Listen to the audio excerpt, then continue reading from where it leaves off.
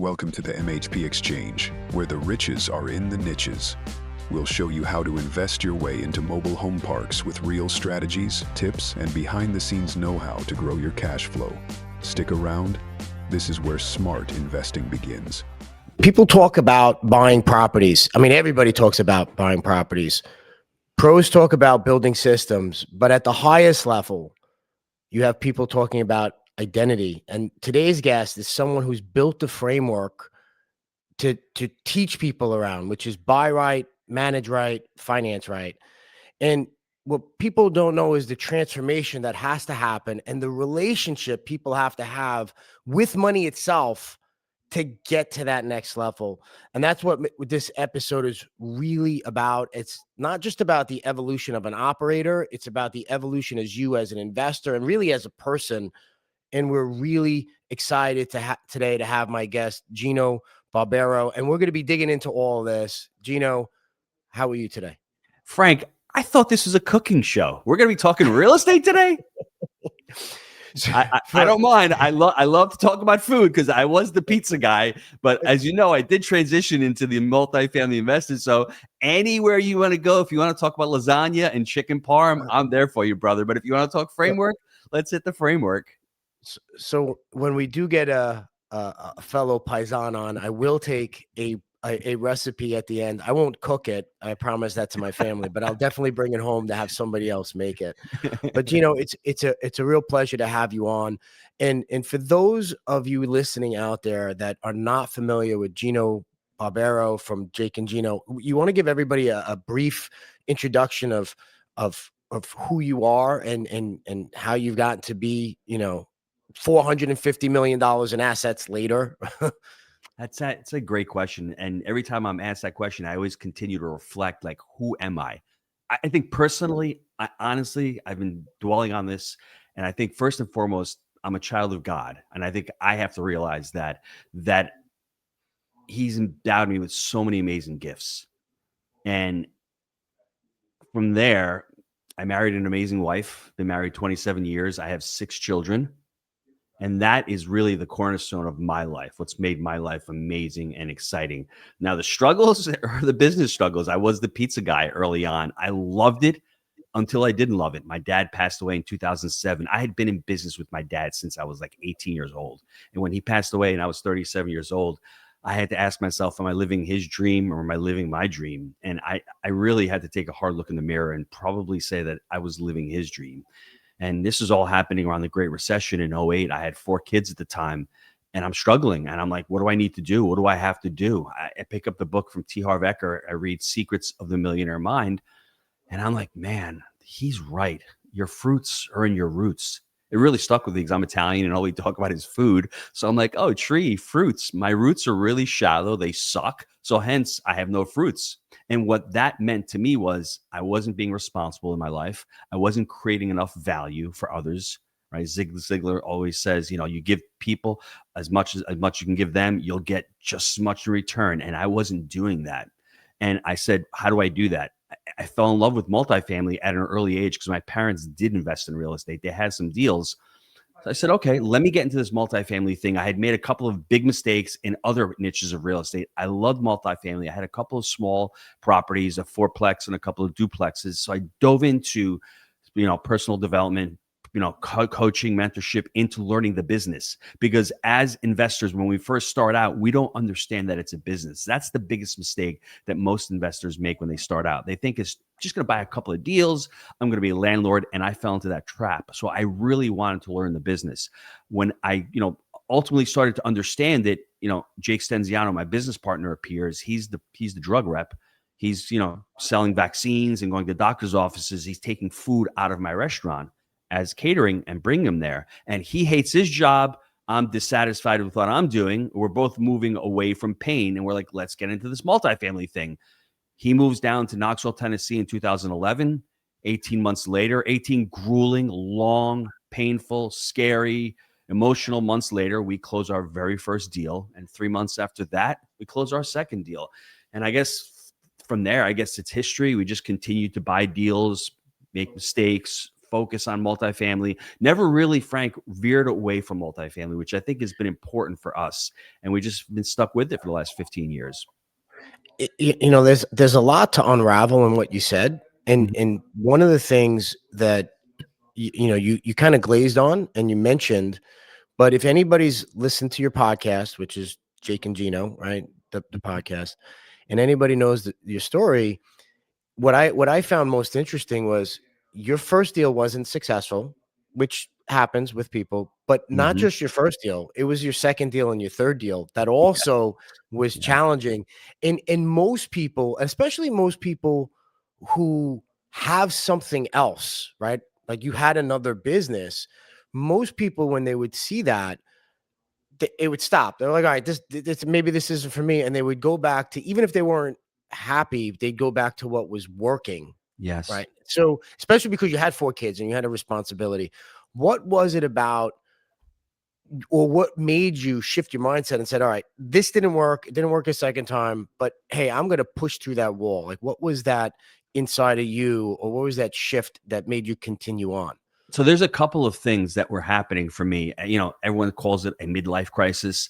I just realized that I was born to 2 great parents. I had such an opportunity to be able to do something better with my life. I'm in the kitchen hiding, washing dishes, while I'm saying to myself, I'm better than that. I'm smarter than that. There are people out there that are making money. What are they doing that I'm not doing? That's the first thing. And to me, it feels like as if I was being sinful, maybe a little slothful. And that really, really bothered me, because if my values are responsibility and taking ownership, and then I'm making excuses, that did not align. Something felt off in my body. And the second thing was, I was coming home from work angry, grumpy, upset. I didn't want my kids to see that in me. I didn't want them to equate hard work and being work that's not fruitful, that's not fun, that has no purpose to it. I didn't want them to see that and to grow up in that environment. And I was saying to myself, I don't want to be stuck in this environment. What do I need to do? And listen, I made, like you said, the first 3 or 4 deals were not good deals, but I learned so much from them. I think unconsciously, I already had started using that problem. What's the problem versus the opportunity?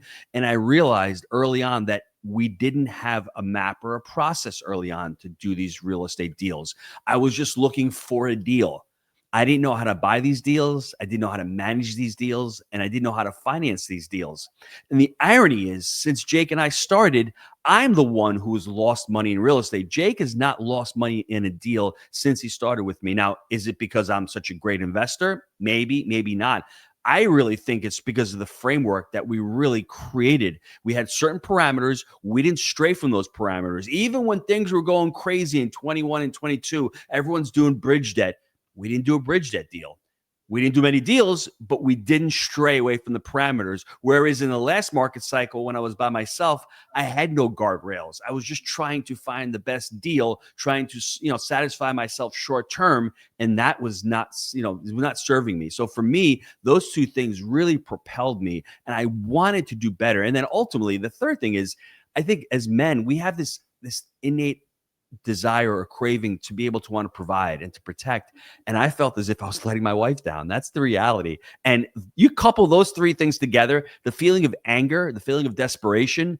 I think God made things tough at that time for me to wake up and to say, hey, this is what you need to do now. You can either sit on the couch and sulk, or you can set up and you can learn what you need to do and then take the next step. It's not going to be easy. It's going to take a long time. You're going to need to continue to work at the restaurant because you've got 4 or 5 kids. You don't have to burn the boats.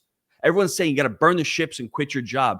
I'm so thankful that I didn't do that, because I was able to work 5 years at the restaurant while having the restaurant pay for my living expenses. And during those 5 years, everything that I made in real estate went back into real estate. And that allowed me to actually, level up and scale up a lot quicker. Now, the hours were longer. There was a lot more to do. I didn't have as much time with the family at certain times, but that's the sacrifices that I had to make to be able to get to where I am today. Yeah, and that burn the boats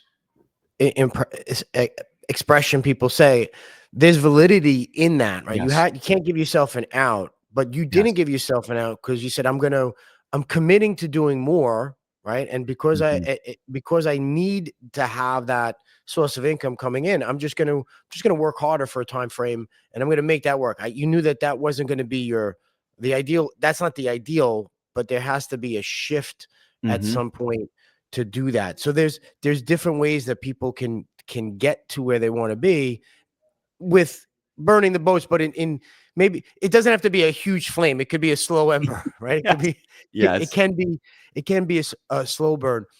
Frank, can I But add something to that really quick? a- Because absolutely. this is for all the husbands and fathers out there. There's another component to this. I actually had to have conversations with my wife. I had to bare my soul to her, and I had to ask her permission. Hey, Julia, I'm going to be taking a lot of risk here. There's going to be a lot of uncertainty. I don't know if this is going to work. Um, can you sort of give me permission? She gave me permission. She said, "Hey, I trust you." So when your spouse or significant other says, "I trust you," I burned the boats in my mind mentally. I went all in. I worked my ass off. I didn't make any excuses because if I was going to fail, I could at least look my wife in the eyes and say, "Honey, I did the best that I could." There was nothing more that I could do. I wasn't watching Netflix. I wasn't watching, football on TV. I wasn't going out and hanging out on the weekends with my friends playing golf. I was focused on what I needed to do for my family. And if that's what you need, I'll more likely let myself down before I will let my business partner down, my wife, or my kids. And if that's what you need in your life, that's part of burning the ships. I burned the ships mentally. I said, there's no turning back. I'm going to get out of this restaurant come hell or high water. Thankfully, I did because COVID came. Because everyone's saying, well, aren't you taking a risk going into real estate? Anything in life is a risk, whether you're an employee, you're an employer, you have a small business, you have 100 units, there's risk in everything. Pick your poison. And I'm like, I am not going to get stuck here in this one restaurant in New York taking all the risk. What do I need to do? So that's how I sort of burn the boats mentally. But like you said, I love that slow ember. It doesn't have to go Yeah. poof all at once. Yes. Be methodical. Think about it. It doesn't get talked about enough, but even in my journey, the fact that your best partnership or the most important partnership is the person that you end up marrying or Yes. being or committing to. Because if your partner's not on board with what you're doing and Mhm. you can't be there in the moment at that time because your partner's not happy. Why are you not there? Why are you spending all that time? It's never going to work. It's Mhm. never going to work. Mhm. For us, we do, we're traveling, our assets are not local, right? So as we Mhm. travel there, I'm able to focus on what I need to focus because my partner understands what I need to do and why I need to do Yes. that. My wife's Yeah. been great on that. It's great that you mentioned that. And Frank, there's one way that you can do this if you're having a conversation with your spouse or significant other. I had mentioned to you that I was a certified money coach, and I just had this conversation with my wife about 6 months ago. If you're sitting there and you're struggling, I always told my wife, I want to become financially free. I want to become financially free. Well, she didn't understand what that meant. I wasn't painting the picture. And all that meant to me was I've got my bills covered. If your mother wants to come down to Florida for a week, I can pay for her. If we go on vacation, I don't have to stress about the money. Well, she was what we call in money coaching the innocent, the archetype where she knew nothing about money. That wasn't her concern. That wasn't her lane. I was the one who controlled everything when it came to money. You need to sit down and have a conversation with your spouse about how they grew up with money versus how you grew up. And you'll see the source of most arguments in relationships is not the money itself, but the symptoms underlying the money. My wife told me when she grew up, they never talked about goals. They lived week to week. She lived in a single family household. Her mom was divorced with 3 kids, earning money week to week. They probably saw rich people as a little greedy and as a little evil. So when she got married, she left her tribe and went to this new Italian tribe where these people are saving money. They've got a little business. They're driving nice cars. And then all of a sudden, there's this uncertainty and you start living life and you're not really, as you said, on the same page when it comes to money. And you're having arguments and disagreements. We can't spend that money on dental work because I need to save this money for a deal. Well, why can't we have it? We've got the money in the bank. That's when the arguments come about. So if you're there and you're struggling and not being able to communicate with your spouse or significant other, just sit down and try to, as I would say, Stephen Covey says, seek first to understand. See where they came from with money. See where their limiting beliefs, their traumas, their behaviors came from money, and then see if they can understand where you came from and start having those conversations, and then start being open and honest about what money can do for your family. And for me, ultimately, I told my wife, I want to paint this beautiful picture of being financially free, being able to not stress about money, not focus on the money itself, having profit being the fuel, not the destination. Right? Not being money, not making money corrupt us, but helping it reveal us and helping us share what we're making here. Once I started painting the picture and she started understanding what money could do, the conversations became a lot easier. And she actually leaned in and she started looking forward to those conversations. It's because you said the limiting belief on that, and you've used that term a lot. Mm-hmm. In I know you use that term a lot. In the reality is, I think a lot of people have, they say they want to make money, but then everything they've either believe about it, or and you could Mm-hmm. see it even in the media and the politics now, right? Making money, having money is bad. These people are rich, they're hoarding. And when you start buying into that, you're Yes, already limiting your opportunity in your that's right. mind, because you're saying the pursuit of achievement, right, where money is a way to keep score, is bad, right? Yes. And now money on its own, if the love of, people take that verse, the money is the root of all evil, but the Mm-hmm. real root of that verse is the love of money is the Mm-hmm. root of all evil. And Mm-hmm. if you look at money for what it is, right? Money is a tool, right? Yes. Just as a carpenter would have, takes a look at his tool belt, whether it's a hammer, a drill, a saw, it the money is a tool to an end, right? And the goal Mm-hmm. is not a number on a bank statement. It's what that allows you to do, the freedom and the Mm-hmm. options to do that. And, you know, rightly or wrongly, to create financial freedom is to create actual freedom, right? Where Yes. you don't owe anybody anything. Yes. Do you Frank. see that, like, as Yeah. a limiting belief for a lot of people? So for me, I don't like to be conspiratorial, although I've seen a lot of conspiracy theories being proven. This is just mine. And as you're talking about this, I was thinking about what you said about how people talk about money. I think we've made the last couple of generations illiterate about money. They don't understand really what money is. So when you don't understand something, you fear it, right? And when you fear it, you don't know how to act towards it. Your language becomes your experience. And what I mean by that, my kids all know what an owner draw is. They all know what occupancy versus physical versus economic. They all know what an income statement and a balance sheet is. They all know what an asset or what a liability is. They all know what net operating income is. They all know what baseline is. They all know savings and checking. All of a sudden, they're a lot less scared about money. They understand it for what it is. And I think we've dumbed down the last 30, 40, 50 years of our educational system to all of a sudden people are becoming slaves. They're taking out hundreds of thousands of dollars of student debt. And whether it's a good thing or a bad thing, you're already starting out in a negative. You already have a mortgage payment before you even get into the workforce. That is really financially unintelligence. So for anybody listening to this, you are a steward of your kids' education. You need to teach them about money. You need to talk to them about money, whether you're having a great time or a rough time. They need to know about it, because if you're not talking about it and you're avoiding it, they're going to grow up avoiding money and not talking about it, and then ultimately thinking, what's going on here? I just don't know what to do with money. We don't want to do that for our children. Now, at the same time, you don't need to inundate them. At certain ages, it's appropriate to talk about certain things. But at the same time, I see people who are really successful and really happy around money just have a more open and honest conversation with their kids. And they know, like you said, what money is. Money is just a tool. It's just going to amplify what you're doing. And once you understand that, and I think the last thing I'll say about this is most entrepreneurs that I see that are very successful don't work or build a business for themselves or to create value for themselves. This is what I did with the restaurant. I did the opposite. When I opened the restaurant, it was all about providing for my family. I got to make money for the family.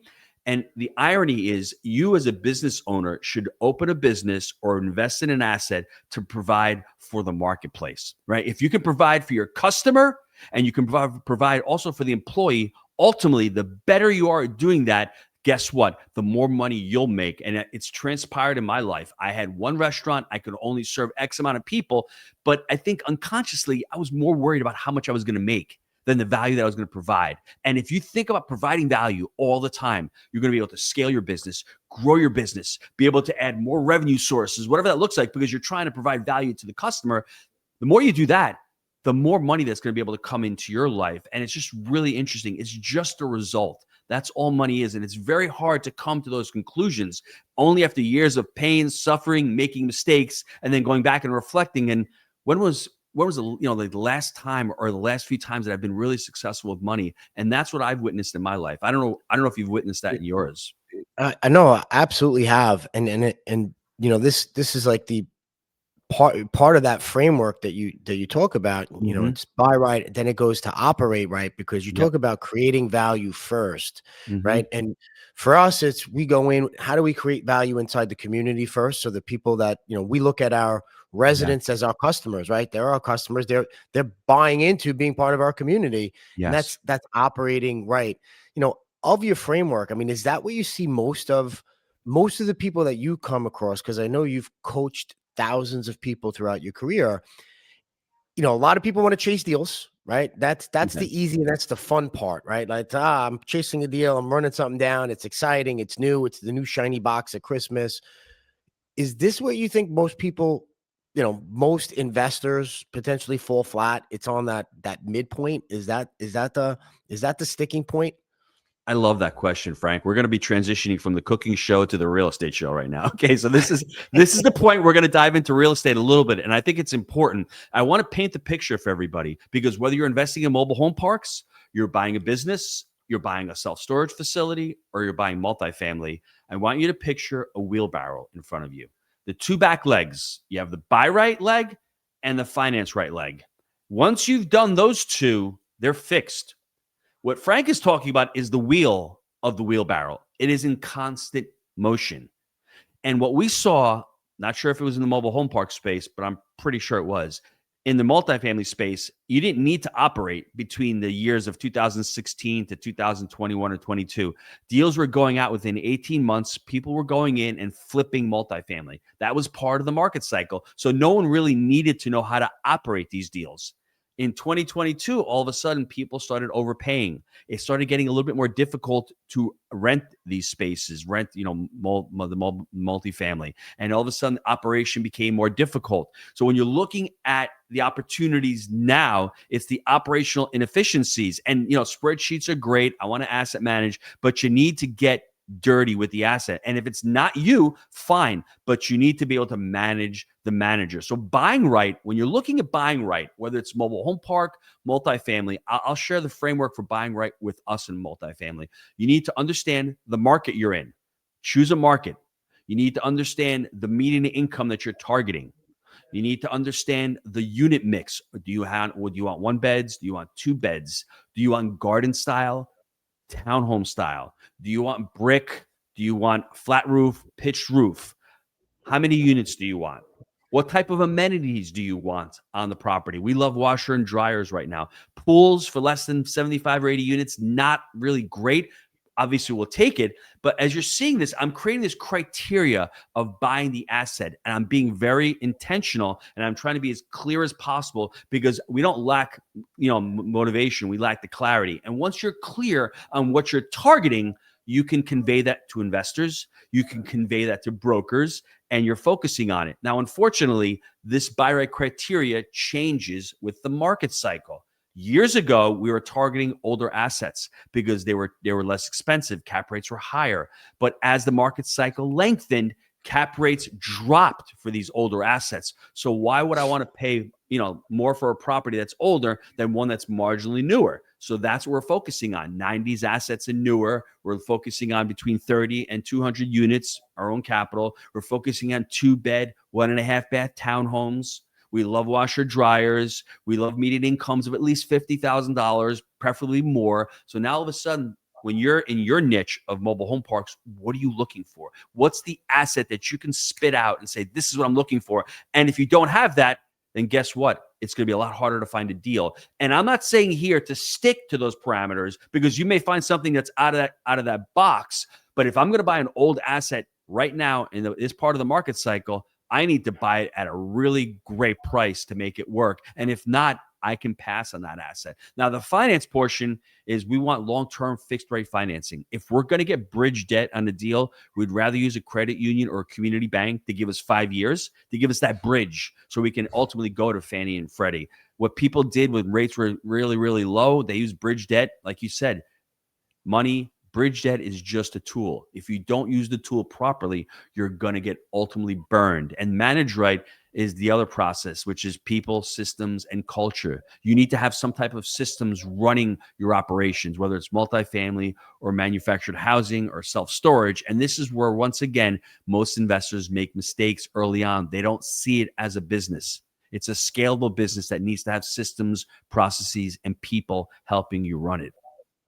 It's funny you say it's a business, because most people, when they go in, and I started in real estate as a real estate agent and a real estate broker. So I've 25 years in here, and I've spoke with investors and agents along the way, and they say, well, I want a deal. Well, define a deal. Like, tell me what a deal is. For you. And then, yes. Right. And one of the questions I would ask them, I was like, well, if you were going to open, and not would say this, not even if you weren't here, Gino, but if you were going to open a pizzeria, what would be the first thing that you do? Yes. And you get a bunch of answers, and the first thing you do is you'd write a business plan. Like, yes. What am I going to do? Where's my market? Who am I looking to serve? Where's my price points? How am I going to do this? And most investors come in here, or people quote unquote say they're investors, because there's a low barrier to entry. I could just buy a property, Yes. right? If I have money, Mm-hmm. they don't look at it as a business, and they look Yes. at it as, oh, I'm just doing this, and not having that in place just is a recipe for you might be successful in a short run, but in the long run, you're going to be stuck in an asset too long. You're going to not Mm-hmm. get the returns that you really should get for the headaches you're getting, or you're going to be like a hamster on a wheel. Mm-hmm. Do you mind if I add to that, Frank? No, please do. You said something that was great. What's a deal for you? And you sort of glossed over it, but that, I think, is the crux of the argument here. A deal for Gino now is not the same thing as a deal for Gino back in 2013. I had different goals. I had different objectives. If your objective is just to get into real estate and possibly do it just for some retirement income, should you be doing it actively? Maybe you should go out and find someone like Frank to invest in Frank's deals, because you're a lawyer, you're a doctor, you're working your ass off. You don't have time to learn the business. Maybe you do it passively. Or are you like Gino, who's got a full-time business, but I can't fix and flip because that's another business for me. So maybe save my capital and get into these larger assets, right? Or maybe if I'm young and I don't have any money or any experience, but I'm willing to bootstrap it, I'm willing to put in sweat equity, then a deal looks absolutely completely different. So you need to know what you're trying to accomplish. Are you trying to get into real estate full-time within the next 3 to 5 years? Are you trying to use real estate as a wealth creator, as a wealth preserver? Because I have students who ask me, why would that person buy a 4-cap brand new asset that doesn't really cash flow? Well, I'm like, maybe he's got 50 million in the bank and he needs to preserve his capital, and he just wants a hedge against inflation, and he loves the cost seg benefits. That's not a deal for you. That's a deal for somebody else. So you need to understand also what your goals are, what a deal is for you before you start pencil whipping deals and making deals try to fit your criteria. Understand what you're trying to accomplish with investing in real estate.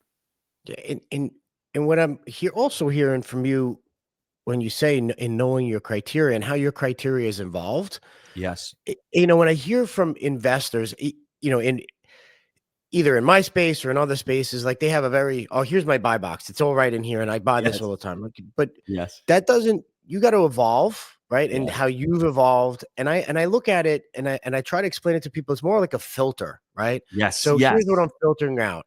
And I've got two different streams, and I'll filter out the 10 things I need to look at. And, if there's a variant, I need to know why, and can I deal with that? And if I can't deal with that, then it's not the right opportunity for me. But if I can, and I can mitigate that, then I can move forward. And I like the fact that you have to evolve with the market. Like, what worked, pre-COVID doesn't work today, right? And what worked 10 years ago doesn't work today. But fundamentally, you got to know how to operate it, and you got to know how to finance it, and you definitely got to buy it right. Yes. And what you said is so important because when I started back in 2011, seller financing, master lease options, they were the rage. Well, our first Yeah. deal with Jake and myself, we did a 10% seller finance deal. We got 10% from the seller as a down payment. On our fifth deal, it was 281 units. We got 20% seller financing as the down payment, 80% from the bank. So we got no money coming out of our pockets on that massive deal. Now, as the market shifted, seller financing went away in 17, 18, 19 because you didn't need to use it because you could just go get it financed from the bank. Mm. Well, guess what? It's coming back now. And it's the Yes. same thing with syndication. Syndication, when I started back in 2013, good luck trying to raise money. You couldn't raise money. But as we lengthened in the market cycle and the Jobs Act came out, and all of a sudden bonus depreciation came out, and all of a sudden multifamily is sexy and there's money that's coming into it because you got private equity coming in and you have family offices coming in, all of a sudden syndication is sexy and it's a great tool. But guess what? It's slowed down now. So it's evolved in this part of the market cycle. So what I would love for people to do right now is learn the entire business, learn all of the strategies, go back into history and go back into the various market cycles. And you'll see when the market cycles are really, tough. Back in 2011, 12, and 13, those older assets drop precipitously in price. That's where you invest in those. You fix those up. You ride the market up. You sell those, refinance those, pull the equity out, and then there's a flight to quality. And I'll say is when you're first starting out in real estate, the goal is not cash flow. When you have no money, the goal is to create equity. And then you repurpose that equity to be able to put into the next asset. So you start building your equity within the assets. People always say, I make money on the buy.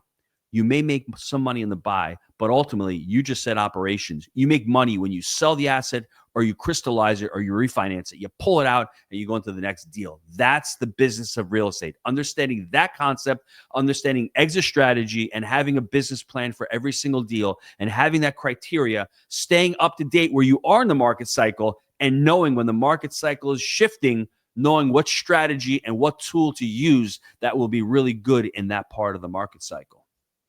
Now, is that something that you do? And I know you said you're a certified money coach. Is that Mm-hmm. something that you help people understand? Because this knowledge people don't get at school, right? No. Schools don't Mhm. teach it, colleges don't teach it. You have to learn it yourself. Is that something that you educate people on as a certified money coach? Is that something that you do in through your other courses that you offer? They can go to jakeandgino.com and schedule a call to talk to one of the advisors. We still are teaching real estate. For me, if you're already in the game, you're already in the business, you're already struggling, anybody can learn what a cap rate is, what a cash on cash return is. To me, it's 20% mechanical. I love to focus on the 80% psychological. That's where people are struggling with their money, with their relationship with money, with their behaviors and their beliefs around money. Because, Frank, when I started, I had a lot of those beliefs. I made a ton of mistakes. And one of my beliefs was money doesn't grow on trees and it takes money to make money. And when I did that owner finance deal for that very first deal with Jake, that belief was shattered. I'm like, bro, I only need 10% as a down payment. Who knew? We needed $87,000 for a $600,000 asset to put down. That was mind blowing to me. That belief was completely shattered. And then when we did that big seller finance deal, I'm like, wow, that belief is so stupid. And then when you get into syndications, you're like, wow, I don't even need my own money. I'm using other people's money. Like, it's so interesting to evolve. Like Henry Ford, I think, says it best. He says, if you think you can, then you can. And if you think you can't, then you can't. You can sit there and make all the excuses and say all the rich people have all the money and there's no more money left in here. If you believe that, then you're not going to go up and pick up the phone and call these brokers and try to find investors and try to go to these events. You're going to stop yourself before you even take that first step. It's interesting because people say, well, people see where you are now and they forget, like, along the way, Mm-hmm. for you to reach a certain level, like, you're stretching yourself to do different deals that you weren't able to do before. And there's a skill set. My father was he was a mechanic. He's a structural mechanic. So I watched his evolution there. And so his thing with me was always, you got to learn a trade. You got to learn a trade. You got to learn a trade. And because that's what he thought, right? Old Yes. school. but learning how to put a deal together is a trade, right? Yes. He didn't understand it at the time when I was younger, and I'm trying to, I was always trying to put things together. But learning how to put deals together is a trade, and if you can Yes. put together the right opportunity, the capital finds a way to Yes. fund it, and that's where you can create a real business for yourself in doing that. And it's Hmm. having the belief that if I get this right and I can structure this right, and then I can manage the people there, Yes. I could see this to the finish line. And that on the other side of that could be a lot of value creation, Hmm. which for us is, it makes it exciting. And to your point earlier, it's exciting to go to quote unquote work every day when you're creating value and you're seeing like measurable impacts in the things that you're involved in, right? And Yes. that to me has been real exciting. There's two things I need to add to that, Frank, because what you said is great. I love what you said. But back in 1994, when I opened my restaurant, it was my parents, myself, and my brother. There was three families eating and earning enough money out of a 70-seat little pizzeria up in Mayapack, New York. That was great until 2004, 2005. The economy completely shifted. The market cycle shifted. Just like it did in real estate, it does in the economy. And we're going to go through another shift People now. stopped eating pizza. Well, what ended up happening? Well, great point. What ended up happening was Domino's is coming. All of a sudden, Ah, Grubhub is there. There's deliveries. All of a sudden, there's more competition. There's instead of 4 restaurants, there's 30 restaurants in my city. Things completely started to change. And your dad was probably right. When he grew up, you could make some really good money having a trade and doing that. But as things started to shift and the economy started to shift, it was all about what you said, value creation. And if you're thinking about getting into real estate, what you need to have is a come to Jesus moment and say, where can I provide the most value? Where would I be most profitable for a group? Is it putting the deal together? Is it raising the capital? Is it being boots on the ground? Is it managing people? Is it talking to investors? What is it? Where can I bring the most amount of value? And don't be afraid to start small. Like I started with a 4 unit over 20 years ago. And I'm so thankful that I did, because you also said something that was great. You start at a certain point. You start with a 4 unit. Then I went to a 25 unit, then a 36 unit, then to 136 units, then back down to 22 units, then to 281 units. It's not where you're going to start and you're going to just, it's okay to start small and to get some experience and to learn the business. Because if I had bought 100 units on my first deal with Jake, probably would have crapped out, probably would have made a ton of mistakes, not knowing a lot of the things. So don't be afraid. Think big, start small. That was my motto, and it's worked really well for me, and it's worked really well for a lot of our students, because then all of a sudden you get the experience and you get the credibility and you get the knowledge to say, okay, I've done 10 units. Not a big deal, not bad. You've told yourself, because I think what most of us do is like, I'm going to put a goal. A goal is just a measurable place to actually hit. Really, it's just the result. I think what people don't understand about a goal is the kind of person you need to become to be able to hit that goal. That's what really you should be looking at when you're trying to hit goals. And don't put 100 units on your first deal if you think unconsciously that I won't be able to hit it. So why would I put it up there? Think big. It's think as big as you think you can get to it. Follow and learn the processes you need, which is what we've talked about: the buy right, the manage right, the finance right, and also the mindset stuff. And don't worry about starting small. Just focus on a niche. And then from there, as you'll see, you'll get more confidence. And all of a sudden, like you said, Frank, capital starts flowing to you. Because then, your parents and your friends and your family were like, Gino, you're a pizza guy? You're getting into real estate? Well, by the third deal, everyone's asking me, hey, how can I start investing with you? It's very strange how that ends up happening in your life. It is, and I could tell you from personal experience where all of a sudden, obviously I was always in real estate, but now everybody Yes. knows me in my areas. Hey, you're the mobile home park guy, because Yeah. in Staten Island, New York, there's not a lot of people involved in mobile home parks. And the Yes. people around here who are, you are probably involved with me.